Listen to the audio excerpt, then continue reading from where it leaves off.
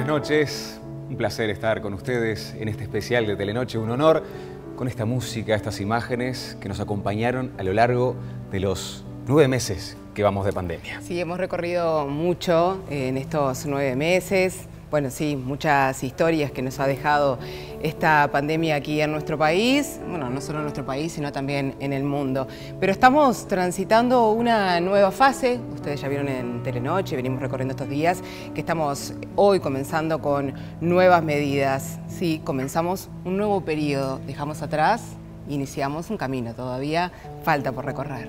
Un 21-12 hemos repasado a lo largo de las ediciones informativas de Telenoche lo que son estas medidas, a dónde apuntan, a dónde nos llevan, y justamente hablaremos de eso hoy.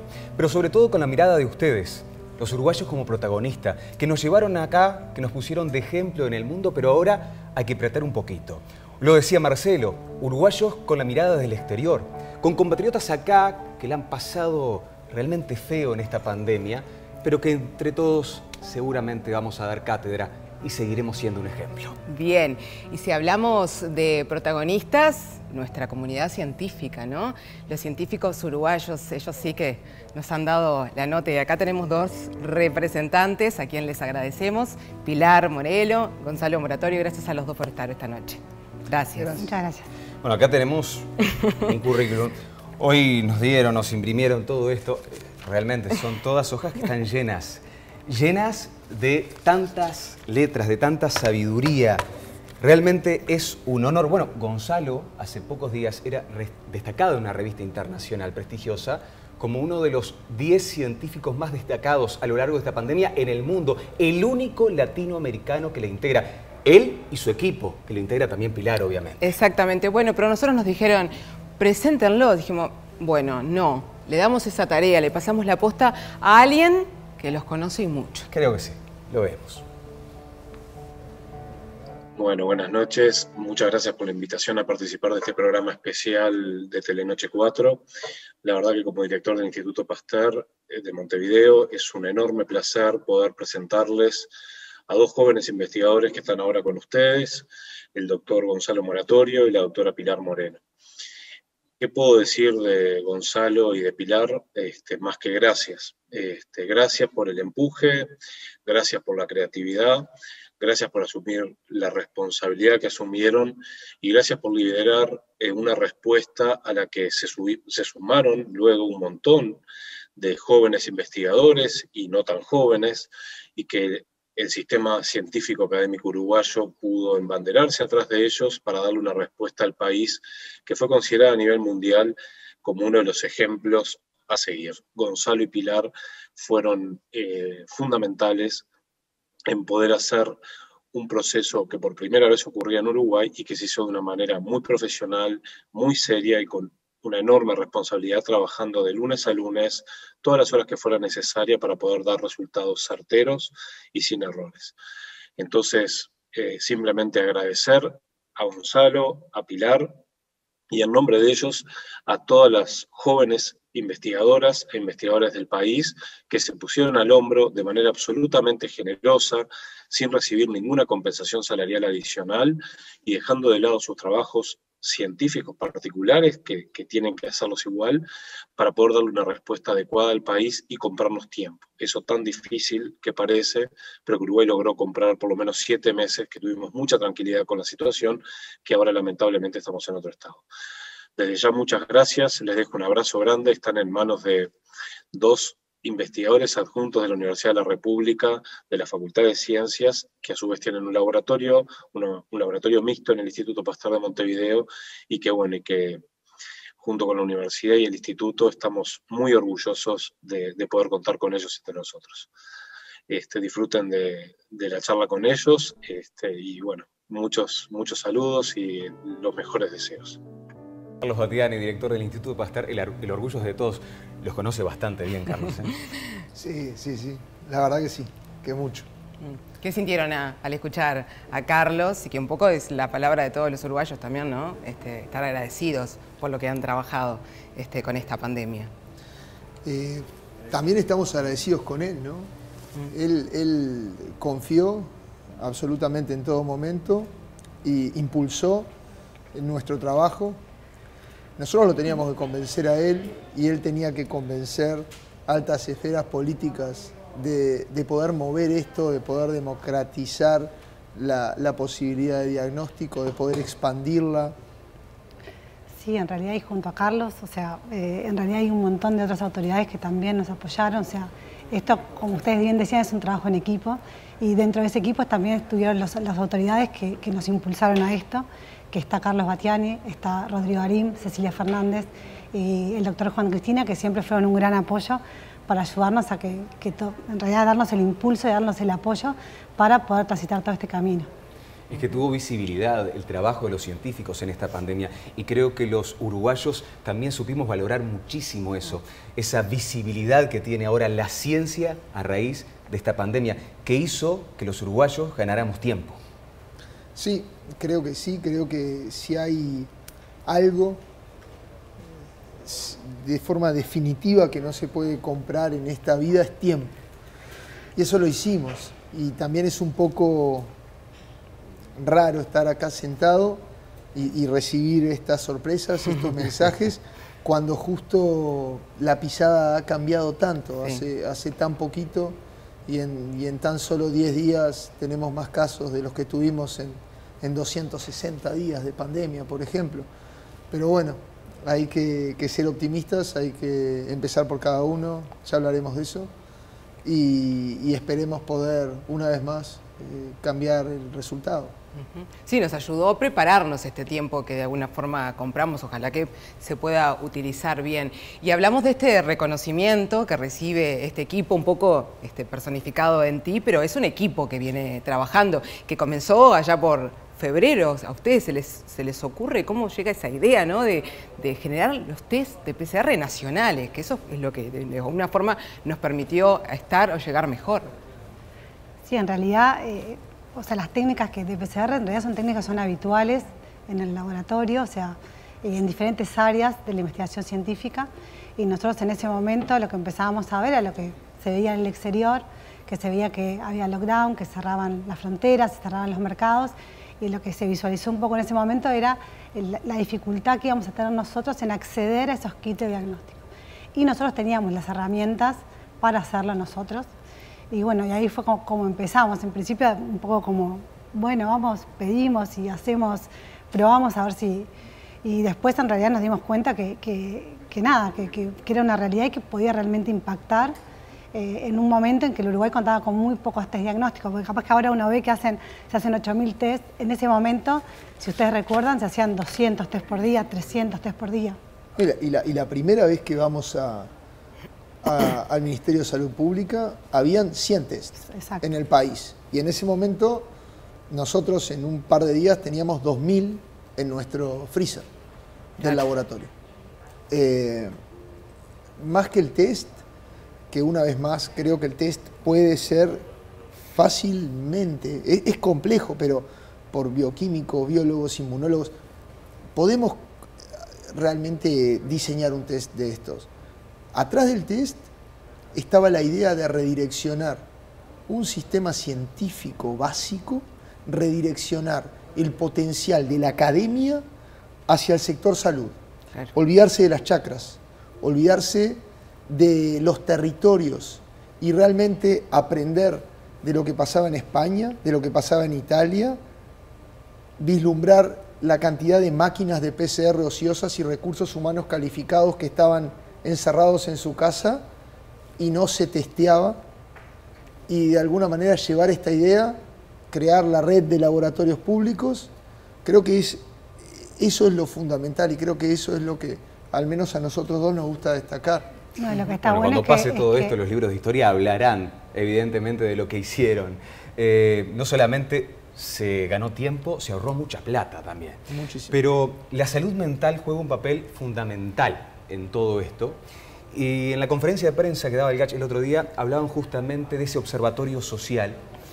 Tenemos como invitado también, como participante de este equipo, a Ricardo Bernardi, que ya lo sumamos, psiquiatra, obviamente. Estamos hablando por estas horas de la fatiga social, de un afloje, y bueno, lo tenemos ahí del otro lado para hablar justamente. ¿Qué tal, Ricardo? ¿Cómo le va? Hola, buenas noches. Un gusto estar con ustedes. Y déjeme también decir que es un placer especial estar con Gonzalo Oratorio y Pilar Moreno, porque son un honor para todos los uruguayos y creo que merecen un homenaje en ellos y en ellos a todos los jóvenes investigadores que prefieren estar luchando en nuestro país para sacar adelante nuestra ciencia.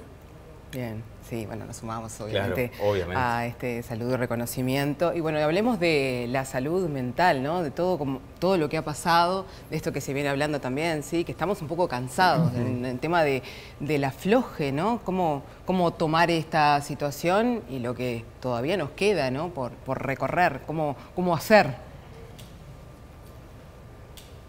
Sí, cuando la salud mental piensa en los problemas de la pandemia, por supuesto que están los problemas de la enfermedad, de los enfermos, de la familia, las pérdidas, los duelos, el temor, la ansiedad.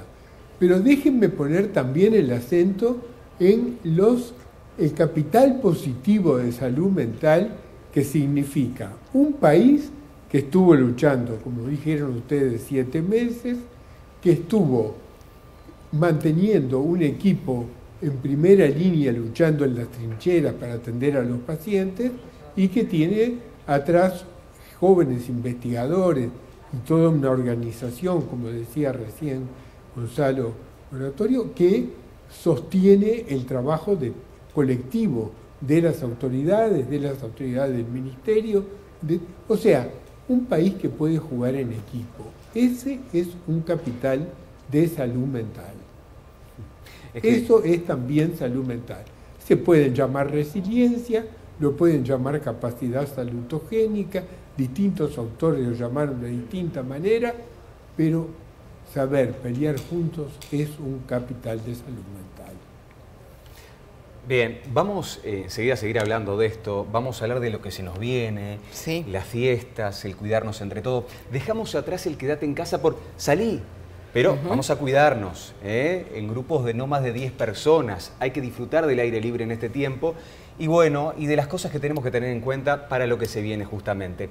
Pero vamos a hablar de la gente que está afuera, de los uruguayos que nos ven, que la han pasado realmente peor que acá y evidentemente queremos saber cómo están. Sí, claro, nosotros no nos tocó, ¿no? Quedarnos en casa, pero bueno, nunca fue algo voluntario, ¿no? Que se nos pidió, no estuvo algo que fuera obligatorio, pero en otras partes del mundo se vive diferente, ¿no? Por ejemplo, lo que se estaba viviendo en Inglaterra, incluso ahora con esta especie de rebrote, ya vamos a hablar incluso con los científicos de esta nueva cepa que se habla en Inglaterra. Tenemos allí a una uruguaya, bioquímica ella, Rosina Piovani, que ella justamente está viviendo allí en Inglaterra y nos puede contar un poco más de cerca. Le preguntamos a Rosina primero qué era esa y gracias por estar del otro lado, Rosina. Tarde. Hola, ¿qué tal? Sí, son las 12:34. Bueno, muchas gracias por recibirnos a esta hora en tu casa. A ustedes. Bien, ¿cómo estás viviendo este momento allí? Bueno, es un momento difícil, es un momento complicado. Quiero saludar a Gonzalo y a Pilar porque los conozco de facultad. Ellos contarán un poco más, pero ahora con la aparición de esta nueva cepa, que parece que tiene una gran transmisibilidad y que se transmite muy rápidamente, bueno, los casos han aumentado muchísimo, sobre todo en la zona de Londres y zonas cercanas, que es donde yo vivo. Y bueno, nos pusieron en una franja, porque el país se divide en franjas de bioseguridad, digamos, y nos pusieron dentro de las formas más restrictivas. Así que nosotros estamos básicamente en una especie de lockdown. No podemos hacer mucho, no podemos juntarnos con nadie para Navidad, excepto si formaste una burbuja de apoyo con otra familia porque tenés una persona que depende de ti. Todas las tiendas no esenciales están cerradas, los gimnasios, por supuesto, las piscinas. No se pueden mezclar entre distintas casas en ningún momento. Los restaurantes, los pubs, todo está cerrado excepto para comprar comida para llevar. Así que bueno, estamos en un momento difícil porque se vislumbraba una especie de salida y ahora con esto de la aparición de la nueva cepa, empezó todo a quedar un poco más detenido el tema de la apertura. Pero bueno, están vacunando acá, ya empezaron y ya van casi 400.000 personas que se dieron la primera dosis de la vacuna de Pfizer, y van por franjas también vacunando de acuerdo a edad y a vulnerabilidad de las personas. Así que bueno, más o menos en eso estamos por ahora, pero estamos desde marzo viviendo esto con mucha intensidad. Rosina, vamos a conocer historias de uruguayos que en el mundo ya se están vacunando. Es más, en Israel hoy un uruguayo se dio la vacuna con 63 años. Pero vamos a integrar a los científicos acá. Se habla de una nueva cepa más agresiva. ¿De qué se trata esto? La vacuna que está terminando, obviamente, ya y se está dando en el mundo, ¿sirve para esta otra cepa? Bueno, primero, esto es una variante y si está Rosina ahí, aprovecho para mandarle un beso a la flaca, que la recordamos siempre desde acá. Desde Esto es un Montevideo. programa prácticamente entre amigos, Entre ¿no? familia. Y está buenísimo. Uruguay es muy chico. Uruguay es muy chico. Además, la flaca estudió evolución genómica también con un profesor que queremos mucho, Héctor Musto. Así que bueno. Pero bueno, volviendo a este tema. Esta variante, primero hay que aclarar que es natural que los virus muten, que los virus cambien. Lo que llama la atención de esta variante es que conlleva unas 22 mutaciones juntas, presentes, como si fuese una firma molecular en ella, y todavía sin experimentación fina no podemos afirmar, por ejemplo, que realmente tiene una capacidad de transmisión mayor. Eso se sugiere en función a los datos que existen epidemiológicos y de secuencias. Si nosotros pensamos que a mediados de noviembre esta cepa estaba 20% representada en la secuenciación de estirpes virales y hoy llega a más de 60%, decimos, bueno, claramente esta cepa está desplazando a previas y de alguna manera puede tener alguna ventaja competitiva. Pero es importante destacar que no podemos hoy asegurar una mayor virulencia, una mayor capacidad de transmisión. Sí es sugerido, faltan experimentos en células, experimentos en modelos animales, bisones, por ejemplo. Y por último, decir que lo que sabemos de la formulación de estas vacunas, que están de alguna manera direccionadas a diferentes blancos del virus, lo cual, en una primera instancia, las vacunas serían... Van a servir. Claro. No sé si Pili quiere agregar algo. Sí, en realidad básicamente un poco bajar a tierra el concepto de mutación, que a veces suena... Claro. Tranquilidad, entonces. Exacto, o sea, como decía Gonza, es parte del proceso natural de los virus, es cambiar, es mutar. No, no tiene por qué ser malo. Exactamente, o sea, la mutación es parte de un proceso natural, no tiene que ser inherentemente malo. Digo, sí puede ser que con la acumulación de mutaciones determinado virus adquiera alguna característica. Pero como bien decía Gonza, en realidad eso no está probado el día de hoy y las vacunas en realidad están diseñadas para entrenar el sistema inmune contra otras proteínas del virus. Por lo cual no necesariamente tienen que no funcionar. Además, también las tecnologías con las que se hacen las vacunas son fácilmente reprogramables, digamos. O sea, hoy en día las vacunas de la gripe una se la da todos los años porque muchas veces la composición de la vacuna cambia. Es una opción que con la vacuna de coronavirus pase lo mismo. Bien, tenemos mucho contacto, hay muchos uruguayos que viven afuera y obviamente están viviendo de cerca. Le agradecemos muchísimo a Rosina por este contacto y perdón por molestarla hasta ahora, pero seguimos recorriendo el mundo en busca de compatriotas. Bueno, sí, ahora nos vamos a ir a Alemania. Ajá. Bueno, un país que obviamente ha aumentado sus restricciones también. Veíamos a Angela Merkel hace unos días. Emocionada también. Sí, muy conmovida, anunciando las nuevas medidas. Y allí tenemos también una uruguaya, a Mercedes Castrillón. Ella es profesora de idioma español. Y bueno, nos va a contar un poco cómo está viviendo allí. La única esperanza es la vacuna. En este momento es lo único que mantiene un poco el espíritu, pero estamos todos encerrados, confinados, y ahora la gente empezó a tener miedo. Después que tuvimos un noviembre light, como se decía, diciembre vino muy duro y ahora estamos directamente en casa, todos. no hay tiendas, no hay, bueno, todo lo demás ya había cerrado en noviembre, pero no queda nada abierto, nada más que lo de primera necesidad, que son los supermercados, las farmacias, y digamos, la expresión no me gusta en español, pero bueno, no se me ocurre otra, a las 9 de la noche toque de queda, a las 9 de la noche tenemos que estar en casa hasta las 5 de la mañana, no se puede salir por ningún motivo. Anoche, a partir de las 12 de la noche, ya no cerraron los aeropuertos, los vuelos no salen ni llegan ni salen para Inglaterra, y las noticias ayer y hoy son bastante, quitándole lo dramático, no quieren que la gente se desespere y permanentemente están hablando los virólogos, los expertos, de que es más contagiosa esta cepa, pero no quiere decir que sea más mortal ni más grave, simplemente que es más contagiosa y que se espera que sirva la vacuna también para esta mutación. Y nos preparan que va a haber diferentes mutaciones durante mucho tiempo, como hay con la gripe. Así que habrá que ir adaptando la vacuna, pero lo que dicen aquí en Alemania, que esta vacuna, la que van a dar en Alemania, sirve también para esta nueva cepa. Europa pasó la primera ola, pasa la segunda, y se está hablando de una tercera ola. En Uruguay estamos en la primera. Estamos muy lejos de esa realidad. Con estas medidas podemos frenar todo eso. ¿Cómo estamos? Es una pregunta, ¿no? Con el suspiro primero. Bueno, y sí, porque nosotros creemos que primero las medidas deben empezar en cada uno. Más allá de esperar. No hay medida mágica. No hay medida mágica. Otra es la discusión si estas medidas son suficientes. Otra es la discusión si podrían haber sido un poco más duras.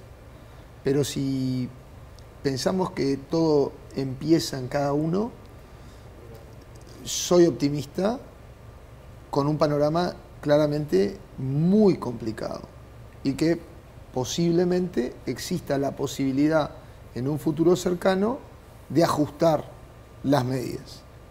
Esa es mi opinión. ¿Qué dice Pilar? En realidad las medidas que cada uno puede tomar, todas las sabemos y son sencillas. O sea, más allá de las medidas que el gobierno tome, que eso es decisión de ellos, o sea, me parece que lo importante es lo que cada uno en este momento puede hacer. Digo, las medidas son sencillas y sabemos que funcionan, porque el uso de tapaboca es una medida que funciona y está probado que funciona. Entonces, capaz que bueno, si todos desde cada uno cuidarse a sí mismo y que lo que es cuidar al otro, me parece que en realidad es cuidarnos entre todos y me parece que en definitiva eso es a lo que nosotros podemos ir. Si esto sigue en aumento, las predicciones en realidad, que el otro día dijo el GACH, son bastante preocupantes, pero también dijo que esas pueden cambiar si podemos hacer algún cambio en nuestro comportamiento. Por ejemplo, disminuir también la movilidad. Y bueno, empezarnos a mover en burbujas chicas y bueno, y tratar de mantener todos los cuidados. Bien, sí, el tema de las burbujas ya estaremos hablando sin duda de esta situación. Con el tema de las fiestas, ¿no?, que se vienen ahora. Pero bueno, algo que también se está poniendo sobre la mesa y mucho es el tema de las vacunas, ¿no? Bueno, y esta preocupación que tienen muchos uruguayos, no sé si a ustedes les ha pasado, de estar en un lugar, sí, vacunarse no, y esta preocupación de esta carrera, ¿no?, de que todos están en camino y haciendo su versión de la vacuna. ¿Qué piensan de esta situación? ¿Les genera confianza algunas de las que están en proceso? No, lo cierto es que nadie puede negar la utilidad de las vacunas. O sea, las pocas enfermedades que fueron erradicadas a nivel mundial fueron gracias a una vacuna. Y hay un montón de enfermedades que quizás nuestros hijos no conozcan porque hay una vacuna efectiva. Entonces, digo, negar las vacunas realmente creo que es no conocer lo que fue la historia de la humanidad. Eso primero que nada. Me parece que las vacunas, es verdad que se hicieron en un tiempo récord, pero también nunca hubo tanta inversión para que las diferentes farmacéuticas, grupos de investigación, se focalizaran en un problema único. A ver, muchos uruguayos seguramente en este momento nos están mirando y hay alguno que todavía no está convencido. Si tuvieran que apuntar a ellos, a darle tranquilidad y confianza, ¿qué les dirían? Les diríamos, al menos yo les diría que si han sido buenas las vacunas, que han sido víctimas de su propio éxito y por lo tanto hoy aparecen enfermedades que hasta hace poco tiempo las habíamos enviado a libros de historia. Soy un defensor ferviente de las vacunas, junto con el agua potable, los antibióticos. Han sido avances que claramente han permitido prolongar nuestra esperanza de vida al doble para hombres y mujeres en tan solo un siglo, 2 siglos. Es realmente una medida que desde mi percepción no es posible debatir. Y entiendo la preocupación, porque si pensamos que hace 11 meses esta secuencia genética estaba depositada en una base de datos y todos podíamos ir, y luego de estos 11 meses ya tenemos vacunas, además de la inversión que resaltaba el Pili, nunca un sistema científico de forma alineada y a nivel planetario únicamente trabajó con el mismo objetivo. Bien. Nos vamos a Israel, porque hay un uruguayo que ya recibió la vacuna. De los primeros en el mundo. O sea, la verdad que es una vacuna como cualquier otra. Lo que es interesante es cómo se desarrolló todo el proceso. Te explico, el sábado a la noche se vacunaron en público y en vivo el primer ministro y el ministro de Salud Pública, y a partir del día domingo empezaron a vacunar al personal médico. Simultáneamente, sobre finales de la semana pasada, empezamos a recibir vía mail de las mutualistas una invitación a marcar un turno para vacunación. Por supuesto, los mayores de 60 en esta primera etapa. Y bueno, nos conectamos con la mutualista y nos dieron un turno. El turno fue para hoy, es el primer día de vacunación. Y bueno, llegué al puesto de vacunación, está todo muy ordenado, porque estás anotado a través de la computadora. Después que me registré, me vacunaron. Te piden que estés 15 minutos sentado por cualquier síntoma que puedas tener, pero las indicaciones son las de cualquier vacuna. Podés tener un poco de inflamación, dolor o fiebre. Yo por ahora no siento absolutamente nada. La vacuna son 2 dosis, que ya están marcadas, con una diferencia de 3 semanas exactas.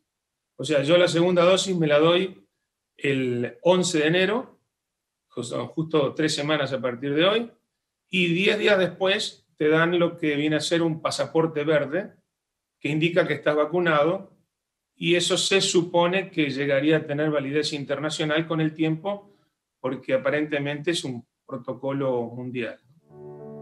Luis Markowicz, otro uruguayo en Israel, que hoy se dio la vacuna. Tantos compatriotas seguramente por estas horas en distintas partes del mundo donde ya empezó la inoculación se la están dando. Y pronto llegará al país, ojalá que sea lo más pronto posible. Aquello del camino es la recompensa, decía el maestro Tavares. Y en ese camino a veces se cometen errores. Pasó en la selección con más de 20 contagiados, pero obviamente eso también sirvió. Celso Otero, asistente del maestro Tavares, asistente de la dirección técnica, está con nosotros. ¿Qué tal, Celso? Buenas noches. Buenas noches para ustedes, para mí también agradecido por la participación que me permiten hacer, y mi saludo y mi admiración y reconocimiento tanto a Gonzalo y Pilar, permítanme que los nombre por su nombre propio, y en nombre de ellos a todos los grandes científicos que afortunadamente en nuestro país van haciendo historia. Bien, bueno, Otero, primero preguntarle cómo está, ¿no? Porque estuvo con COVID a principios de noviembre, ¿es así? ¿Está bien de salud? Sí, afortunadamente yo transcurrí la enfermedad de una forma con los síntomas que se caracterizaban, y poco a poco, a través del tiempo, he ido recuperando mis facultades en todos los órdenes. El olfato fue prácticamente de lo último que recuperé, y también he notado una tendencia a que volviera la fuerza normal en mi organismo. El Diario del Lunes es un programa que va en un ratito nada más en la pantalla de Canal 4. Con el Diario del Lunes, después de haber aprendido todo eso, se pasa, evidentemente, raya después de esos contagios de la selección. ¿Qué pasó? También se destaca que personas tan reconocidas como el cuerpo técnico, como los jugadores, hayan pasado por esa situación para decirle al uruguayo, mirá que tenemos esto y hay que enfrentarlo y hay que corregir de esas situaciones, ¿no? Sí, sí, nos afiliamos mucho a la falsa seguridad que ofrece un hisopado negativo. Y no es culpa de nadie, simplemente que hay un periodo ahí que va desde el momento que uno tiene el hisopado negativo, hay un periodo para atrás que uno puede estar contagiado y a su vez contagiando. Nosotros lo vivimos, nos contagiamos inicialmente la gran mayoría en Colombia, a través de unos días que estuvimos conviviendo y bueno, con el partido de Colombia en un país endémico, en situación que favorecía mucho el contagio, en función también de estar en vestuarios muy reducidos y bueno, con exhalaciones, con mucho intercambio gaseoso en función de los momentos de esfuerzo que los deportistas traían desde el campo, ¿no? Bien. Bueno, le agradecemos a Celso Otero que fuera parte de este Telenoche especial. Gracias. Bueno, y los invitamos a quedarse, vamos a hacer una pausa. Los invitamos a quedarse a Gonzalo y a Pilar también. A Ricardo, que está allí también, obviamente, que forma parte de este equipo. Hay historias impactantes de uruguayos como protagonistas. Bien, pausa cortita y ya volvemos.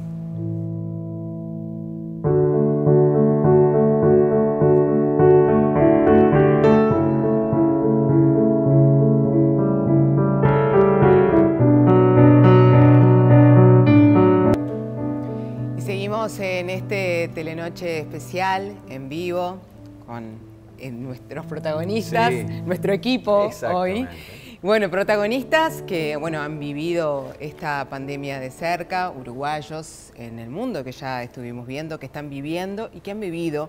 Y te invito ahora a irnos a Rivera para conocer la historia de Alejandro. Alejandro no la pasó bien, fue de esos uruguayos que la pandemia le golpeó fuerte, el COVID-19. Él, su esposa, su hijo se contagiaron de COVID. Él estuvo 28 días internado en CTI. Vamos a compartir la historia. Alejandro Pereira es uno de los uruguayos contagiados de COVID-19 que terminó en CTI, pero logró recuperarse. Y la pasé feo mismo. Alejandro tiene 45 años, es empleado público en Rivera, vive con su esposa y sus 4 hijos. En su casa se contagió el matrimonio y uno de los chicos de 10 años. Pero fue él el único en desarrollar los síntomas, recién a la semana de la cuarentena. Estando en la cuarentena, no tenía nada, ningún síntoma en casa. Cuando empezó el tema de no tener gusto y el olfato, yo, eso es normal, yo ya sabía, había leído un poco de lo que era todo eso, me había informado, y yo, esto va a pasar. Al segundo día de haberme dado eso, ya volví a sentir el gusto, mi señora también, qué bien, vamos pasando. Pero no, al 9º día empecé con aquella la tos seguida y ya ahí me estaba oxigenando 68%, creo que era así. Y ahí en el momento me dijeron, bueno, vamos para CTI contigo. ¿CTI? Y yo, sí, CTI. Asegura que respetó la enfermedad desde el principio de la pandemia, pero nunca pensó que si le tocaba, la pasaría tan mal. Yo soy deportista toda una vida, no fumo, no tomo. Hago deporte siempre, voleibol, fútbol, tenis de mesa, todo tipo de deporte. No me va a tocar, yo soy sano, pero me tocó y me tocó feo. Estuvo 28 días en cuidados intensivos. Su familia temía por su vida.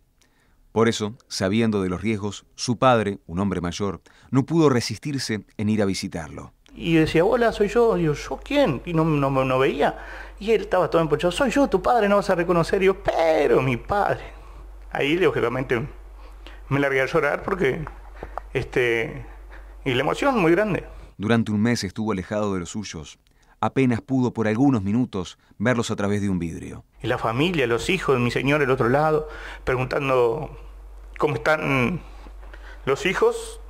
y bueno, cada vez que hablo me emociono y parece que lo vuelvo a repetir. Después de volver a casa y retomando la actividad en su ciudad fronteriza tan afectada por la pandemia, no podía creer cómo muchos aún no entendían que había que cuidarse. Es la falta de conciencia nomás. La gente piensa que no, a mí no me va a pasar, es una gripecita. Le empiezo a explicar todo lo que yo pasé y ahí la gente abre los ojos. Entiendan lo que pasé, lo que fue, lo que es, lo que puede pasar. Alejandro confiesa que en ocasiones, cuando vio aglomeraciones en su ciudad, se bajó del auto para persuadir a la gente, pero no le fue bien.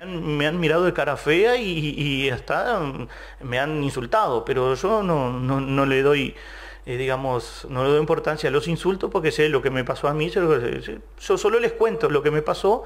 Alejandro Pereira es un claro ejemplo que no hay que estar en la edad de riesgo o tener una enfermedad preexistente para que el coronavirus te golpee fuerte, al grado de dejarte grave en una cama de CTI. A la gente que tenga mucha conciencia que esto es verdad. Lo digo porque pasé por esa experiencia y la pasé mal, feo. Bien, sí, Alejandro la pasó mal, pero bueno, tenemos otros uruguayos que están en otras partes del mundo, bueno, que la enfermedad no les afectó tanto, pero también tuvieron COVID-19. Sí, estamos con Daniel Díaz en Nueva York, mucho frío por ahí. Daniel, vos tuviste la enfermedad, buenas noches, muchas gracias por recibirnos. Buenas noches, ¿qué tal? Sí, tuve la enfermedad justo cuando recién empezaba la pandemia, a principios de marzo, y a mí me vino de golpe, o sea, yo sentí todos los síntomas de golpe, mucho dolor de cabeza, dolor en todo el cuerpo, dolor de garganta, diarrea, no tenía gusto, no tenía olfato, y bueno, eso fue en 3-4 días que se produjo todo eso, me tuvieron que llevar al hospital, como recién empezaba todo, no te internaban si no estabas prácticamente para ponerte en el CTI. Entonces me hisoparon, me mandaron para mi casa, solamente tomar ibuprofeno, sí, Tylenol, y bueno, y en 15, 20 días volver a hacer el hisopado para ver si daba negativo. Bien. Daniel, tú trabajás en un reparto de medicamentos. Exacto, yo trabajo para un laboratorio, levantamos biopsias y espécimen, pero en la parte ginecológica, no tiene nada que ver con el COVID-19. ¿Y hiciste un parate en la ruta? ¿Estás en la ruta? ¿Estás trabajando en este momento? Estoy trabajando en este momento, estoy en el Bronx, en el Hospital Montefiore, y paré para poder conversar con ustedes. Muchas gracias Daniel. Daniel, como tantos uruguayos que está ya lejos y que tienen a la familia acá en Uruguay, momentos obviamente especiales se van a vivir dentro de unos días, en Navidad, en Año Nuevo.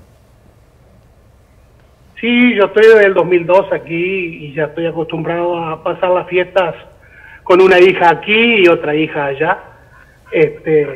Uno se acostumbra, aunque no le gusta, pero bueno, es la vida que nos tocó vivir y la llevamos así. Bien, bien, Daniel. Te agradecemos mucho este contacto, que hayas hecho un alto en la ruta para conversar con nosotros y seas parte de este Telenoche especial. Algo que charlamos en un momentito aquí mientras estábamos viendo a Alejandro, la historia, era, bueno, ustedes han vivido como profesionales esta pandemia, pero bueno, le preguntábamos si también tenían a una, no sé, personalmente, si habían, había tocado de cerca algún familiar, alguna situación relacionada con el COVID-19, los dos. En mi caso hay una que quiero puntualizar y aprovecho para mandarle un beso grande y un abrazo muy apretado a Adriana, Paola y Fiorella, que lamentablemente por fines de octubre, principios de noviembre, el compañero de Adriana, la mamá de Paola y Fiorella, amiga mía de toda la vida de Parque del Plata, lamentablemente falleció por COVID-19. Eso para mí fue un golpe también, y además en el laboratorio, hoy cambiar los hisopados, las muestras de salivas, las muestras de superficie, las muestras de agua, una batería de tipos de muestras en donde nosotros trabajamos con técnicas moleculares para intentar optimizar, afinar, detectar el virus, ayudar a médicos a tomar decisiones por autopsias, como nos está pasando ahora, del Hospital Español, por ejemplo. Es algo que creo que está bueno ponerlo como un mensaje para volver a tener respeto y al mismo tiempo contar historias en donde también pudimos contribuir a salvar vidas, pero esas las podemos hablar después, no sé si... Pili, ¿vos querés contar algo? No, en realidad, obviamente, o sea, al principio nadie tenía casos conocidos. Hoy en día creo que todos tenemos algún contacto con alguien que tuvo o que fue contacto de positivo. O nos tuvimos que poner en cuarentena porque el COVID estuvo muy cerca. Nos O pasó sea, varias veces a todos acá. Cada vez nos pasa más cerca. Yo le contaba en el corte que mi padre ahora está con COVID, por suerte está muy bien, pero digo, cada vez las situaciones son más cerca y un poco lo que decía Gonzo, o sea, pasamos de los hisopados a muestras de tejidos de pacientes que fallecieron. Y bueno, y también un poco lo que decía, el aporte que nosotros podemos dar también a la clínica, porque más allá del test y más allá de los laboratorios, ahora como empieza como otra nueva etapa de lo que es el trabajo de laboratorio, y es el trabajo que hacemos con el Hospital Español, con los doctores Nin y Hurtado y un grupo que trabaja en el hospital. Y bueno, y cómo en realidad ayudamos o les damos información que puedan ser útiles para el tratamiento de los pacientes. Por ejemplo, yo estaba empezando a hacer tratamiento con plasmas de pacientes, con plasma de convalecientes, de pacientes que ya se recuperaron.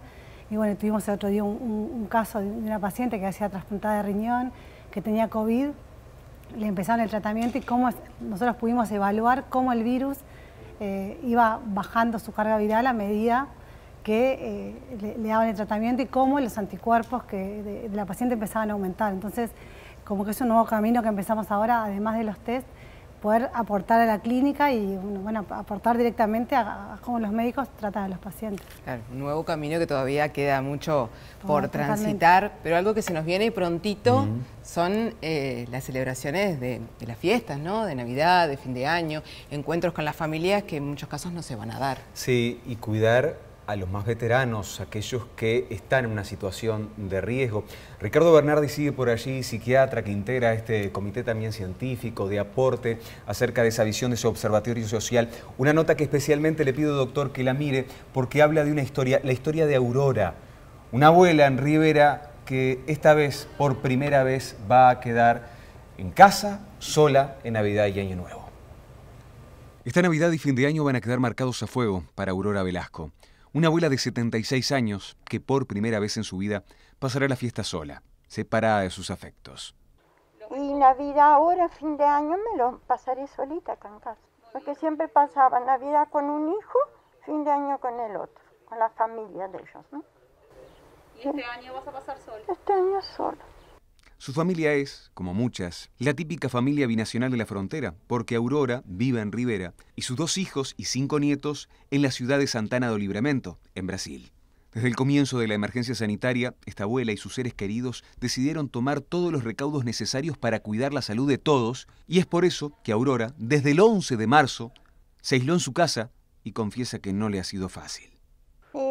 Bastante difícil, porque soy una persona muy deportista, bailo ballet, todo, y disparé todo. Entonces para mí físico es un poco difícil, pero mi casa es grande, planto y paso. Y sufro por no ver mis nietos, mis hijos, muy poco los veo.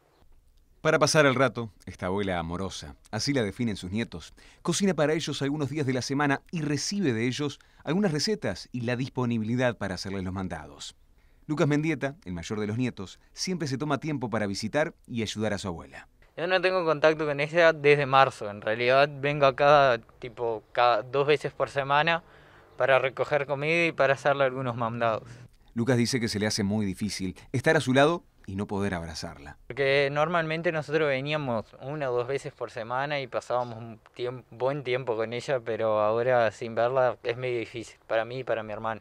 Aurora siempre fue pegada a sus nietos. Siempre le gustó jugar y a veces, ¿por qué no?, malcriarlos un poquito.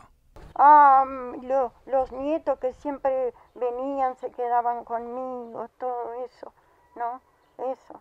A pesar de estar separados tan solo por una línea divisoria, nunca dejaron de tener contacto efectivo que mantiene a esta familia en pie. Aurora demuestra día a día la fuerza para sobrellevar la pandemia. Pero yo soy muy alegre y tengo a mi hermanita al lado, charlamos de lejos, nos vemos. Bien, la historia de Aurora supongo que le debe pasar a muchos, ¿no? Que, bueno, nos van a pasar las fiestas en familia. Le trasladamos, obviamente, la consulta a Fernando Bernardi, que está del otro lado. ¿Cómo hacer, no? Para poder estar con los abuelos, cuidarlos, abrazarlos de una forma diferente esta vez. Que mientras estaba oyendo, se me iban destacando algunas frases que están tan repetidas en distintos países en la historia de la pandemia que vale la pena destacarlo. Ella dice verlos, aunque sea verlos de lejos. Usted no sabe lo que es ver el rostro. Mire, en una de las primeras descripciones que se hicieron de los efectos de la pandemia, la hizo un intensivista de otro país americano, Zeng, decía que iban a haber varias olas de efectos económicos, de efectos en la salud mental, de efectos de enfermedades que se diferían de atender, pero que lo que impresionaba era este CTI sin rostros humanos. Y eso fue lo que destacó este testimonio tan emocionado que oímos. El no reconocer al padre.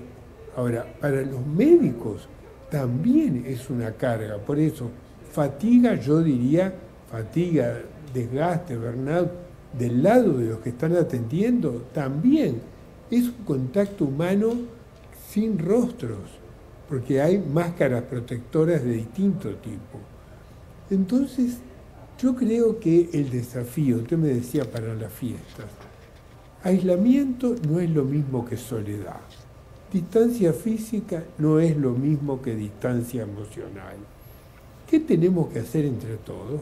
Crear nuevas formas, aunque tengan gusto a poco, aunque nos quedemos con más ganas de vernos, aunque sea en la puerta de entrada, de pasar un ratito, porque no se olviden que esto que insistió el Gachi, que ustedes recordaban, es una combinatoria de ventilación, distancia, mascarilla, tiempo, etcétera, etcétera. Si combinamos todo eso, podemos por lo menos vernos la cara, quedarnos con las ganas de vernos más, confiar de que este esfuerzo científico brutal que destacaban con tanta razón va a dar algún resultado, pero por favor, aunque sea un ratito y de lejos, no dejemos de vernos las caras y de decirnos que, bueno, nos queremos y no va a ser como siempre. Tenemos teléfonos, tenemos la forma que sea, una cartita si hace falta. Lo importante es decir te quiero, ¿no? Que ya no van por mensaje. ¿Qué? Lo importante es decir te quiero en este momento. Te quiero. Claro. Eso que necesitan. Y eso se puede decir. Y eso se puede decir. Sí, otras formas de comunicarse. Yo creo que esa sería una forma de que en la fiesta poder decir eso, nada más. Es poco, sí, es poco. O es mucho, también es mucho. También. Vaya, sí será cierto. Bueno, un pequeño esfuerzo, ¿no? Le agradecemos a Bernardi por estos minutos allí. Y bueno, sí, nos queda un pequeño esfuerzo para ayudar a todo lo que se está haciendo. ¿Ya tienen decidido cómo van a pasar las fiestas? Ayuda el tiempo también, ¿no? Sin lluvias, 24, 25, calor. ¿No? Sí, más o menos, esperando algunos hisopados. Sí, bien, bien. ¿Nos vamos a San Pablo, te parece? Sí, exactamente. Vaya si Brasil ha pasado mal a lo largo de esta pandemia. Tenemos el privilegio de estar con Laura Olivera, es periodista. Bueno, queríamos saber la situación actual allá, cómo se está viviendo, evidentemente, la actual coyuntura por la pandemia.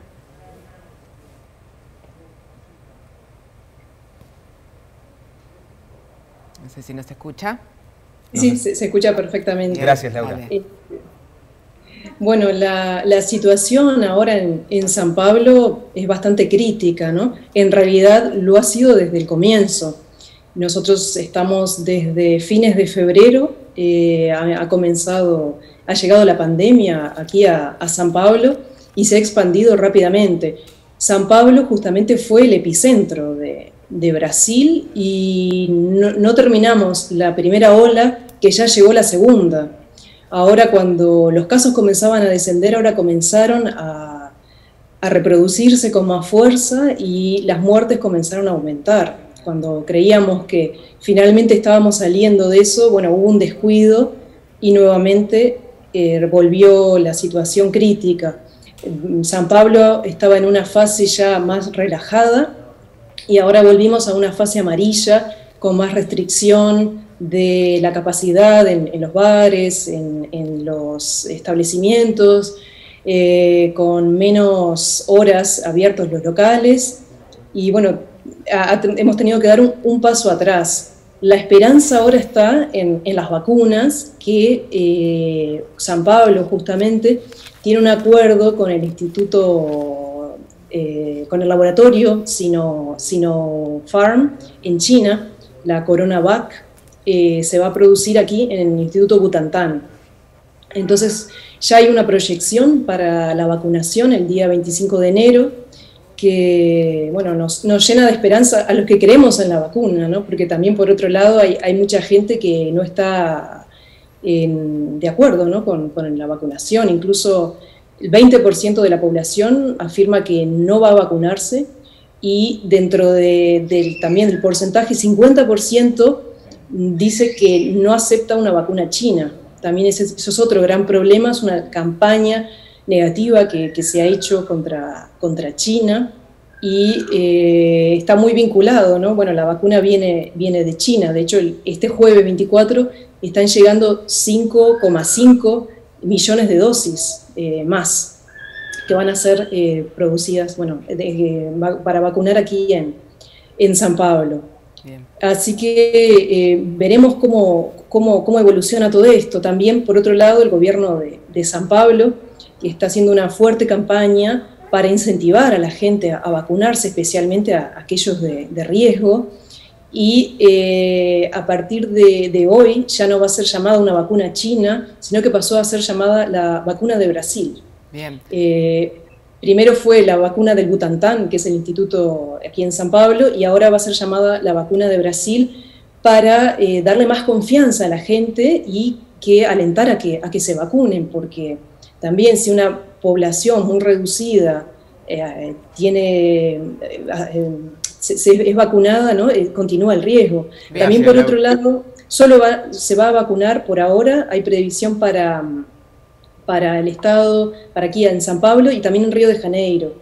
Y sin embargo, el gobierno de San Pablo se ha pronunciado y ha dicho que tiene las puertas abiertas también para todos los brasileros que quieran venir de otros estados a vacunarse aquí en San Pablo. Laura, muchísimas gracias, es clarísimo, nos diste el reporte de lo que está pasando en Brasil en este momento y obviamente la experiencia también en Brasil nos servirá a nosotros para el proceso de vacunación. Bueno, y ahora queremos trasladarles una consulta. Nos vamos a arriesgar a preguntarles si tuvieran que nombrar a una persona que los inspiró en este camino de estudios de ustedes, en este camino. Creo que lo nombraron. Creo que lo nombraron. Un mentor, si tuvieran que decir un mentor, no sé si coinciden en la misma persona o no, si tuvieran que decir a alguien, ¿quién sería? Yo digo el nombre y ella dice el apellido. Dale. Juan. Cristina. Bien. Lo conocen muy bien, Juan Cristina. ¿Lo invitamos a Juan? Porque está ahí con nosotros también. ¿Cómo le va, doctor? Profesor. Buenas noches, un tremendo gusto estar con ustedes. ¿Los conoce? En el programa. Creo que los conozco de algún lado. Y en realidad, no, para mí es un tremendo orgullo ser quien dirige el laboratorio. Si alguna vez tuve duda en 1995 si venirme de Estados Unidos a tener un laboratorio de virología en nuestra Universidad de la República, esa duda ya no la tengo. Y ellos saben cómo los quiero. Con Gonzalo hemos corrido atrás de los virus desde la selva de Perú y Ecuador hasta la Antártida. Recuerdo muy bien cuando Pilar vino a ser mi estudiante de doctorado hace ya tanto tiempo. Y bueno, y ahora que ya prácticamente es mi jefa, ¿no? Cuando uno ya va siendo el mayor del laboratorio, esto era cuando todavía peinaba algo y ahora ya peino solo canas y es Pilar la que nos ordena el trabajo y para mí creo que son un orgullo para nuestra universidad, son un orgullo para mí, creo que es lo que uno se lleva de este trabajo y creo que han cumplido y creo que es una cantera, el laboratorio impresionante y por supuesto yo como profesor creo que esto va a quedar marcado, ustedes marcaron una página en la historia de la ciencia en el Uruguay, de nuestra Universidad La República, en su rica historia. Y bueno, y para mí es un tremendo orgullo, una felicidad enorme. Así que bueno, les mando un gran abrazo y por supuesto yo solo hice lo que tenía que hacer, o sea, el mérito es todo suyo. Bueno, qué decirle del profesor, ¿no? Tienen la palabra, obviamente pueden responderle. ¿Qué decirle? Son muchísimos años. Entré en el año 2003 a hacer mi tesis de grado, ya por tercero de facultad, al laboratorio de Juan. Desde que entré a su laboratorio me puso el chip. No hay nada más poderoso en este mundo que una idea. Cuando uno siembra una idea, no hay nada más fuerte que una idea. Y la idea de estudiar virología, la idea de tener necesariamente que salir del Uruguay a formarme al exterior, desde que entré a su laboratorio en el 2003 hasta que lo dejé para salir durante casi 6 años a París, en 2012, fue continua. Fue como una gota que caía exactamente en el mismo lugar. Fue lo que él hizo, fue lo que muchos científicos del país hicieron. Eternamente agradecido, una persona con una sensibilidad muy grande, uno de los padres de la virología del país y que hoy, nada más y nada menos, está al frente del Prorrectorado de Educación de nuestra principal casa de estudios y de la cual particularmente yo estoy muy orgulloso, que es la Universidad de la República. Bueno, yo agradecí a Juan. Juan fue mi tutor de doctorado, me abrió las puertas del laboratorio en un momento que no tenía muy claro el camino que iba a seguir. Siempre me apoyó y lo que más valoro de Juan en todos estos años es la confianza.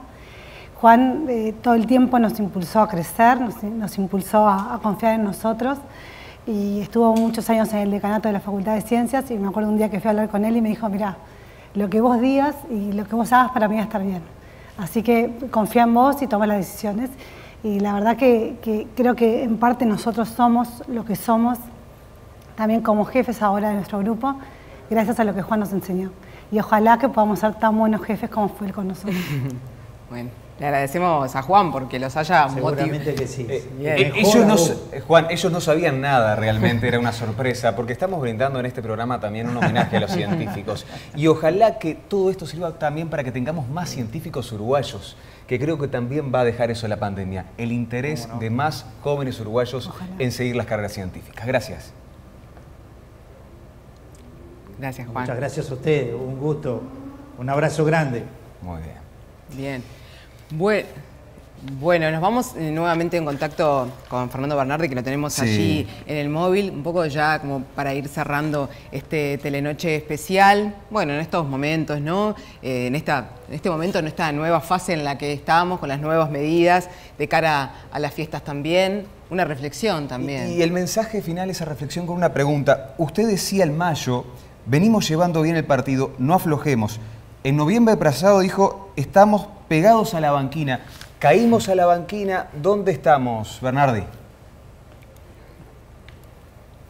Y bueno, estamos justamente con una rueda en la banquina y la otra saliendo, tratando de salir de la banquina.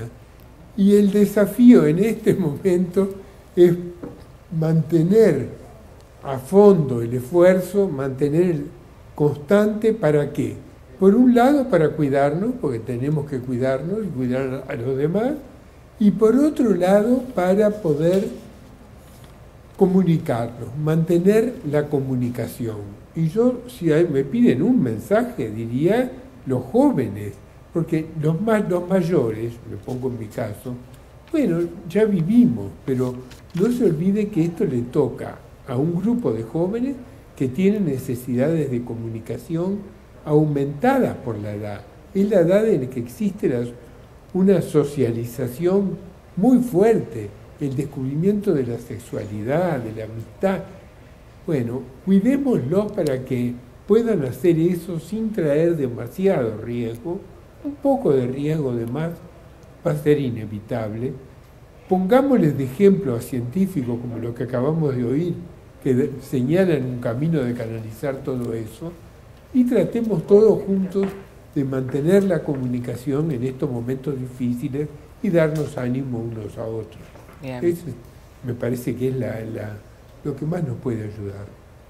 Bien, le agradecemos a Bernardi mantener la comunicación, darnos ánimo mutuamente. ¿Cuál sería el mensaje de ustedes para la gente en este momento?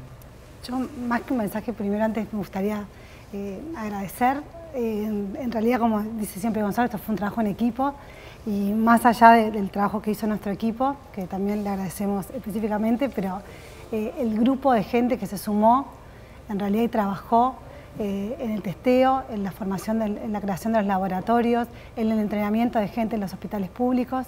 O sea, todos saben quiénes son, o sea, me encantaría nombrarlos, pero realmente hubo una sinergia de trabajo, y me parece que el mensaje es, nada, que cuando hay un objetivo común y hay un equipo atrás que está convencido de ese objetivo que tenemos que alcanzar, digo, nada es más fuerte que eso, y creo que me parece que es lo que tenemos que pensar de acá al futuro, o sea, decir, bueno, somos un equipo y tenemos que de alguna manera sobrellevar este mal momento que estamos pasando, y bueno, y eso en realidad es todos juntos y es cuidándonos un poco entre todos. Gonzalo, además de un gran científico, sos muy futbolero también. Me pedías un monitor para ver los goles. Sí. Viste que a lo largo de la pandemia hablamos mucho de esa comparación con un partido de fútbol. Hablamos que estábamos empatando en la altura, que quedaba el segundo tiempo. ¿Cómo estamos? ¿Estamos perdiendo por goleada? ¿Estamos perdiendo por apenas un gol? ¿Cómo es la cosa? ¿Podemos dar vuelta a este partido? Yo soy optimista hasta en las peores situaciones. Quiero creer y voy a creer que sí. Pero también quiero decir unas pequeñas palabras. La primera es que no podemos nombrar porque son tantos, pero hay un grupo de personas que lo vamos a nombrar, que es Natalia, que es Álvaro, que es Noel, que es Alicia, que es Fabián, que es Diego, que es Paula, que es Rodrigo, Irene, que es Irene, que es Diego Ferla. Falta uno. Decímelo. Hay un montón. Pero ese es nuestro equipo. Ese es nuestro equipo. Mañana me van a matar si me falta uno. Me van a probablemente. Matar. Gonzalo, te pido perdón. Por eso no los nombré. Bueno, pero yo los quería nombrar. Somos un montón.